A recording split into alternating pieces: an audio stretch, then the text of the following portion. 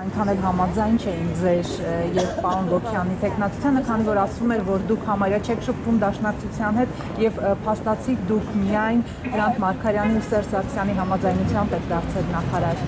Չէ, դաշնակցության մասով բոլոր նման տեղեկությունները ճիշտ չեն, որովհետեւ մենք ի պաշտոն է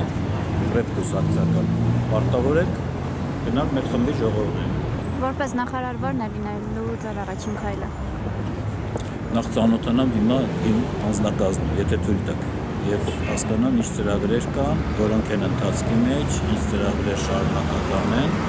եւ արդեն 1 կամ 2 շաբաթ հետո ամրոսումով ներկայացնել են ծրագիր։ Այսինքն փոփոխություններ են սպասվում ձեր նախարարությունում։ Ես կփորձեմ կանաչ ճանապարհ բացել բոլոր երիտասարդների համար, որպեսզի նրանք վաղը մյուս օրը դառնան ձեր ասած պաշտոնյաներ, որտեղ ճանապարհը պետք է անցնի։ Այսինքն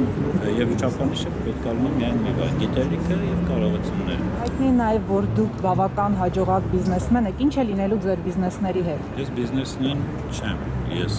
7 տարի առանձնացած եմ, զբաղվել եմ որոշակի հիմնականներով, այդպիսի խնդիր չունեմ, ես երբեք չեմ եղել բիզնեսում։ Այսինքն բիզնեսներ չունեք։ Ես անձամբ, չէ, մենք մի քանի ներդրում ունենք հիմա, որ կատարել ենք ազատագրված տարածքներում, մասում եմ հասնվել, բայց ինքս բիզնեսում չեմ զբաղվում։ Ես դա հստակ եմ բիզնեսում։ Դուք Երևանում էլ տարածքներ, շենքեր ունեք, չէ՞։ Ոչ։ Իսկ ազատագրված տարածքներում Հիդրոկայանների շինարարություններ կան,